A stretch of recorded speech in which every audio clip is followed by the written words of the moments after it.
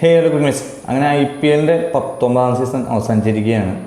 അപ്പോൾ ഇനി IPL പ്രേമികൾക്കും cricket പ്രേമികൾക്കൊക്കെ ഒന്ന് റെസ്റ്റ് എടുക്കാം. ഇനി വരാനുള്ളത് ഫുട്ബോൾ പ്രേമികളുടെ കാലമാണ്. ഫുട്ബോൾ വേൾഡ് കപ്പ് ഈ വരുന്ന ജൂൺ 12 മുതൽ ആരംഭിക്കുകയാണ്. അപ്പോൾ ഫുട്ബോളിൽ നിങ്ങളുടെ ഇഷ്ട ടീമുകൾ ഏതൊക്കെയാണെന്ന് കമൻറ്റ് ചെയ്തേക്കുന്നത്. കഴിഞ്ഞ പ്രാവശ്യം അർജന്റീനയാണ് കപ്പ് തൂക്കിയത്. ഇത്തവണ ആര് കപ്പ് തൂക്കുന്നുള്ളത് കമൻറ്റ് ചെയ്തേക്ക്. എന്നാൽ ഈ ഫുട്ബോൾ വേൾഡ് കപ്പിനിടയിലും കുറച്ച് ക്രിക്കറ്റ് മത്സരങ്ങൾ കൂടി നടത്തുന്നുണ്ട്. ഇന്ത്യയെ സംബന്ധിച്ച് ഇന്ത്യൻ വുമൻസിൻ്റെ T20 വേൾഡ് കപ്പ് ജൂൺ 12 മുതൽ ആരംഭിക്കുകയാണ്.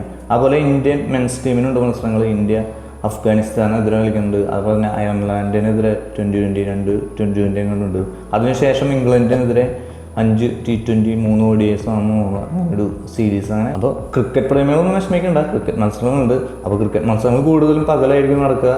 ഫുട്ബോളൊക്കെ ഒരുവിധം രാത്രിയൊക്കെ 12:30-3 വെളുപ്പിനൊക്കെയാണ് കളിച്ചത്. അപ്പോൾ പകൽ ക്രിക്കറ്റ് കാണാം, രാത്രി ഫുട്ബോൾ കാണാം. അങ്ങനെ ഒരു സ്പോർട്സ്ഫുൾ ഡേയ്സ് ആയിരിക്കട്ടെ നമ്മുടെ ഇനിയുള്ള ദിവസങ്ങൾ.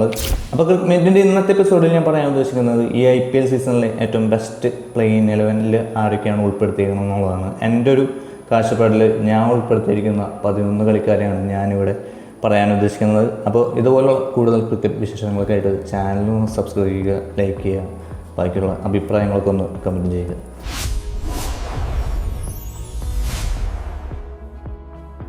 എൻ്റെ ഈ പ്ലെയിനിലെ ഓപ്പണേഴ്സായിട്ട് വരുന്നത് വൈഭവ് സൂര്യവംശിയും ശുഭ്മാൻ ഗില്ലുമാണ്. വൈഭവ് സൂര്യവംശി നമുക്കറിയാം ഈ സീസണിലോടോളം കിടിലൻ വെടിക്കെട്ട് ഇന്നിങ്സുകൾ കാഴ്ചവെച്ച ഒരു പ്ലെയറാണ്. വെറും 15 വയസ്സ് പ്രായമുള്ള ഈ ഒരു പയ്യൻ 776 റൺസാണ് 16 മത്സരങ്ങളിൽ നിന്നായിട്ട് വൈഭവ് സൂര്യവംശി തൂക്കി.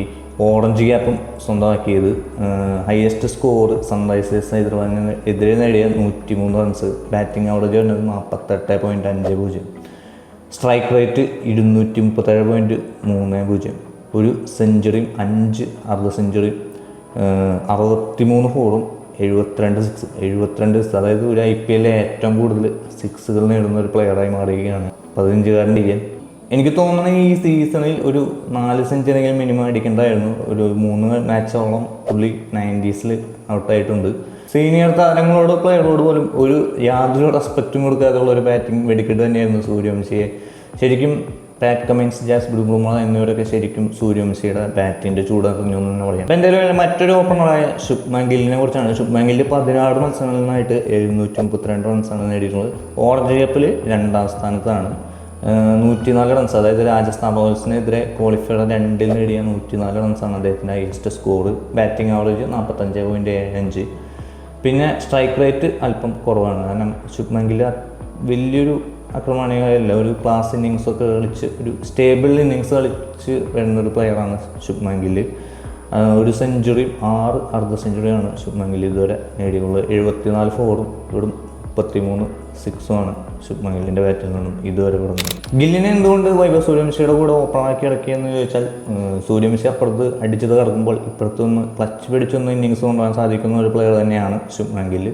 അപ്പോൾ അതുകൊണ്ട് തന്നെയാണ് ശുഭ്മാൻ ഗില്ലിനെ സൂര്യവംശിയുടെ ഓപ്പണാക്കിയത്. 1 ഡൗണായി വരുന്നത് മറ്റാരുമല്ല, നമ്മുടെ സീസണിലെ 4ാം സ്ഥാനത്ത്, ഓറഞ്ച് ക്യാപ്പിൽ 4ാം സ്ഥാനത്ത് നിൽക്കുന്ന വിരാട് കോഹ്ലിയാണ്. വിരാട് കോഹ്ലി 16 മത്സരങ്ങളിൽ നിന്നായിട്ട് 675 റൺസാണ് RCBക്ക് വേണ്ടി നേടിയത്. ഇതിൽ KKRനെതിരെ നേടിയ 105 റൺസാണ് അദ്ദേഹത്തിന് ഹൈയസ്റ്റ് സ്കോർ. ബാറ്റിംഗ് ആവറേജ് വരുന്നത് 56.25. സ്ട്രൈക്ക് റേറ്റും ഏകദേശം ശുഭ്മാൻ ഗില്ലിനോട് സമാനമായതാണ്. 165.84 സ്ട്രൈക്ക് റേറ്റിൽ ഒരു സെഞ്ചുറിയും 5 അർദ്ധ സെഞ്ചുറിയും 73 ഫോറും 25 സിക്സുകളുമാണ് വിരാട് കോഹ്ലി ഈ സീസണിൽ ഇതുവരെ നേടിയത്.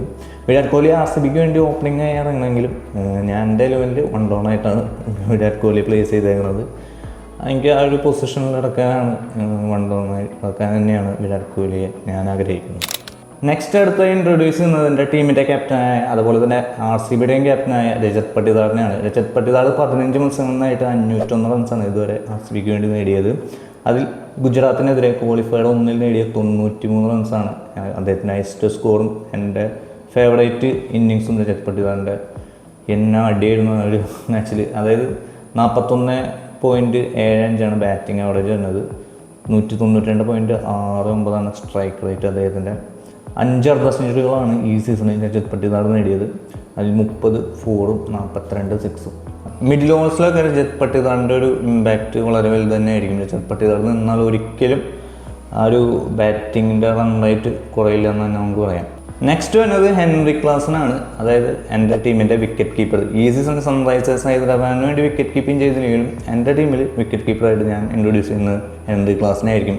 15 മത്സരങ്ങളിൽ നിന്നായിട്ട് 624 റൺസുമായി ഓറഞ്ച് ക്യാപ്പ് റേസിൽ 5ാം സ്ഥാനത്താണ് ഹെൻറി ക്ലാസൻ ഫിനിഷ് ചെയ്തിരിക്കുന്നത്. അതായത് 69 അദ്ദേഹത്തിൻ്റെ ഹയസ്റ്റ് സ്കോർ വരുന്നത്. ബാറ്റിംഗ് ആവറേജ് 48, 160 സ്ട്രൈക്ക് റേറ്റിൽ 6 അർദ്ധ സെഞ്ചുറികളാണ് അദ്ദേഹം സൺറൈസേഴ്സിന് വേണ്ടി ഈ സീസണിൽ നേടിയത്. 48 4 31 6. അതായത് സീസണിലുടനീളം ഒരു കൺസിസ്റ്റൻസി ഹെൻറി ക്ലാസൻ കീപ്പ് ചെയ്തെന്നാണ്. മിഡിൽ ഓവേഴ്സിലൊക്കെ എസ്പെഷ്യലി നന്നായി ഇന്നിങ്സ് കൊണ്ടുപോകുന്നതിൽ ഹെൻറി ക്ലാസിൻ്റെ ഒരു ഇന്നിങ്സ് വളരെ നന്നായിരുന്നു. എൻ്റെ ഒരു ലെവലിലേക്ക് വരുമ്പോൾ രജത് പട്ടിദാറും ഹെൻറി ക്ലാസിൻ്റെ മിഡിൽ ഓവേഴ്സിൽ നല്ലൊരു പ്രകടനം കാഴ്ചവെക്കുന്നുള്ള വിശ്വാസത്തിലാണ് ഞാൻ ഈ ഒരു മിഡിൽ ഓവറിൽ ഒരു മിഡിൽ ഓർഡർ പൊസിഷനിൽ ഇറക്കി കളിപ്പിക്കുന്നത്. നെക്സ്റ്റ് വരുന്നത് ഗുജറാത്ത് ടൈറ്റൻസിൻ്റെ ഓൾറൗണ്ടറായ ജേസൺ ഹോൾഡറാണ്. ജേസൺ ഹോൾഡർ ഗുജറാത്ത് ടൈറ്റൻസിന് വേണ്ടി ഈ സീസണിൻ്റെ ഏകദേശം പകുതിയോടുകൂടിയാണ് ആ ടീമിനോടൊപ്പം ചേരുന്നത്. 11 മത്സരങ്ങളിൽ നിന്നായിട്ട് 17 വിക്കറ്റുകളാണ് ജേസൺ ഹോൾഡർ ഗുജറാത്തിന് വേണ്ടി നേടിയത്. അതിൽ 24 റൺസ് വിട്ടുകൊടുത്ത് 4 വിക്കറ്റ് എടുത്ത പഞ്ചാബിനെതിരെയുള്ള പ്രകടനമാണ് അദ്ദേഹത്തിൻ്റെ ബെസ്റ്റ് ബോളിംഗ് ഫോർ. 17.05 അദ്ദേഹത്തിൻ്റെ ബോളിംഗ് ആവറേജ് വരുന്നത്. അതുപോലെ 7.5 ജേസൺ ഹോൾഡറിൻ്റെ എക്കണോമി. മിഡിൽ ഓവേഴ്സിലൊക്കെ ഞാൻ പന്തേൽപ്പിക്കുക ജേസൺ ഹോൾഡർ, റാഷിദ് ഖാൻ കൂട്ടുകാരൻ. റാഷിദ് ഖാൻ അടുത്ത എൻ്റെ ഒരു ടീമിലംഗമാണ്. റാഷിദ് ഖാനെ കുറിച്ച് പറയാം. അപ്പോൾ ജേസൺ ഹോൾഡർ, റാഷിദ് ഖാൻ ഒരു ത്രയായിരിക്കും ഞാൻ മിഡിൽ ഓവേഴ്സിലൊക്കെ ഓപ്പോസിറ്റ് ബാറ്റ്സ്മാൻകൾക്കെതിരെ പരീക്ഷിക്കുക. ജേസൺ ഹോൾഡർ ഓൾറൗണ്ടർ ആണെങ്കിലും ബാറ്റിംഗ് കാര്യമായ പ്രകടനമൊന്നും ഹോൾഡറിന് ഈ സീസണിൽ നടത്താൻ സാധിച്ചിട്ടില്ല. വെറും 75 റൺസ് മാത്രമേ 11 മത്സരങ്ങളിൽ ജേസൺ ഹോൾഡറിന് ഗുജറാത്തിന് വേണ്ടി നേടാൻ സാധിച്ചത്. ഇത് എൻ്റെ ടീമിൽ ഒരേ ഒരു സ്പിന്നറായ റാഷിദ് ഖാനെ കുറിച്ചാണ്. റാഷിദ് ഖാൻ ഈ സീസണിൽ 17 മത്സരങ്ങളിൽ നിന്നായിട്ട് 21 വിക്കറ്റാണ് ഗുജറാത്ത് ടൈറ്റൻസിന് വേണ്ടി നേടിയിട്ടുള്ളത്. അതിൽ രാജസ്ഥാൻ റോയൽസിനെതിരെ 33 റൺസ് മാത്രം വിട്ടുകഴിഞ്ഞ് 4 വിക്കറ്റ് നേടിയതാണ് അദ്ദേഹത്തിൻ്റെ ഈ സീസണിലെ മികച്ച പ്രകടനം. 24.5 ബോളിംഗ് ആവറേജ് എന്നത്. എക്കണോമി എന്നത് 9.07. അതായത് ഒരു ആവറേജ് പെർഫോമൻസ് മാത്രമേ റാഷിദ് ഖാൻ്റെ ഒരു പീക്ക് ടൈം ഉണ്ടായിരുന്നു. അതിനെ സംബന്ധിച്ച് നോക്കുമ്പോൾ ഇതൊരു ചില മത്സരങ്ങൾ നല്ല റൺസ് വഴങ്ങേണ്ടി വന്ന മത്സരങ്ങളുണ്ട് റാഷിദ് ഖാന്. അത് പിന്നെ ഒരു സ്പിന്നറെങ്കിലും ഉൾപ്പെടുത്തണം എന്ന് കരുതിയാണ് റാഷിദ്. പിന്നെ മിഡിൽ ഓവേഴ്സിലൊക്കെ അത്യാവശ്യം നന്നായി ബോൾ എറിയാൻ റാഷിദ് ഖാന് സാധിച്ചിട്ടുണ്ട്. അതുകൊണ്ട് തന്നെ റാഷിദ് ഖാനെ ഞാൻ എൻ്റെ മറ്റൊരു പ്ലെയറായിട്ട് ഉൾപ്പെടുത്തിയിരിക്കുന്നു. അടുത്തത് ബോളർമാരാണ്. ബോളർമാരിൽ എൻ്റെ ആദ്യത്തെ ഓപ്ഷൻ മറ്റാരുമല്ല, ഭുവനേശ്വർ കുമാറാണ്. റോയൽ ചലഞ്ചേഴ്സ് ബാംഗ്ലൂരിൻ്റെ 16 മത്സരങ്ങളിലായിട്ട് 28 വിക്കറ്റാണ് ഭുവനേശ്വർ കുമാർ ഈ സീസണിൽ RCBക്ക് വേണ്ടി നേടിയത്. പർപ്പിൾ ക്യാപ്പിൽ 2ാം സ്ഥാനമാണ് ഭുവനേശ്വർ കുമാറിനുള്ളത്. ഇതിൽ ഇവിടെ 23 റൺസ് മാത്രം വിട്ടുകഴിഞ്ഞ് 4 വിക്കറ്റ് നേടിയ ആ ഒരു മികച്ച ബോളിംഗ് പ്രകടനം മുംബൈക്കെതിരെ. അതാണ് അദ്ദേഹത്തിൻ്റെ ഈ സീസണിലെ മികച്ച പെർഫോമൻസ്. 17.89 ബോളിംഗ് ആവറേജ് വരുന്നത്. എക്കണോമി 7.95. പവർ പ്ലേയിൽ ഞാൻ യൂസ് ചെയ്യാൻ പോകുന്നത് ഭുവനേശ്വർ കുമാർ, ജോഫ്ര ആർച്ചർ എന്നീ ഈ ഒരു സ്പെല്ലായിരിക്കും ഞാൻ യൂസ് ചെയ്യാൻ പോകുന്നത്. ആർച്ചറിനെ കുറിച്ച് പറയാൻ വെച്ചാൽ 14 മത്സരങ്ങളിലായിട്ട് 25 വിക്കറ്റാണ് ജോഫ്ര ആർച്ചർ ഈ സീസണിൽ രാജസ്ഥാൻ റോയൽസിന് വേണ്ടി നേടിയത്. ഇതിൽ വെറും 17 റൺസ് മാത്രം വിട്ടുകഴിഞ്ഞ് 3 വിക്കറ്റ് എടുത്ത ആ ഒരു പ്രകടനമാണ് അദ്ദേഹത്തിൻ്റെ ബെസ്റ്റ് ബോളിംഗ്. 22.3 ബോളിംഗ് ആവറേജ് വരുന്നത്. എക്കണോമി 9.31. അടുത്തത് മറ്റാരുമല്ല, ഗുജറാത്തിൻ്റെ തന്നെ സ്പെഷ്യൽ ബോളറായ കെഗിസ് റബാഡയാണ്. അതായത് പർപ്പിൾ ക്യാപ്പിൽ 1ാം സ്ഥാനത്ത് കരസ്ഥമാക്കിയിരിക്കുന്ന കെഗിസ് റബാഡ 17 മത്സരങ്ങളിൽ നിന്നായിട്ട് 29 വിക്കറ്റാണ് ഇതുവരെ ഗുജറാത്തിന് വേണ്ടി നേടിയിട്ടുള്ളത്. RCBക്ക് എതിരെ വെറും 25 റൺസ് മാത്രം വിട്ടുകഴിഞ്ഞ് 3 വിക്കറ്റ് നേടിയാണ് അദ്ദേഹത്തിൻ്റെ ബെസ്റ്റ് ബോളിംഗ് പ്രകടനം. ബോളിംഗ് ആവറേജ് വരുന്നത് 21.58, എക്കണോമി 9.68. അതായത് Kagiso Rabada, Bhuvneshwar Kumar, Jofra Archer എന്നീ 3 ബോളർമാരെയായിരിക്കും ഞാൻ പവർ പ്ലേയിൽ എറിയാൻ ഉദ്ദേശിക്കുന്നത്.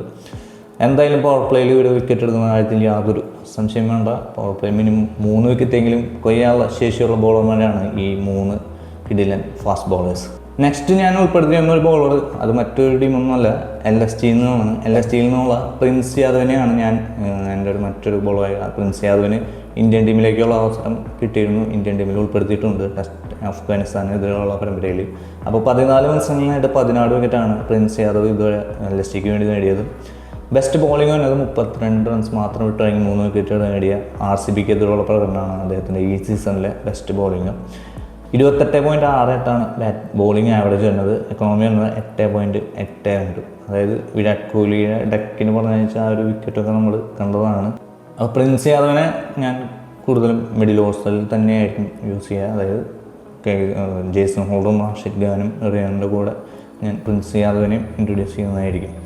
അപ്പോൾ ഇതാണ് എൻ്റെ ഈ സീസണിലെ ഞാൻ തിരഞ്ഞെടുത്ത പ്ലെയിൻ 11. അപ്പോൾ നിങ്ങളുടെ പ്ലെയിൻ 11 ആരൊക്കെയാണ് വേണ്ടതെന്നുള്ളത് നമുക്ക് കമൻറ്റ് ചെയ്തേക്ക്. അപ്പോൾ അടുത്തൊരു വീഡിയോയുമായി വീണ്ടും കാണാം. അതായിരിക്കും.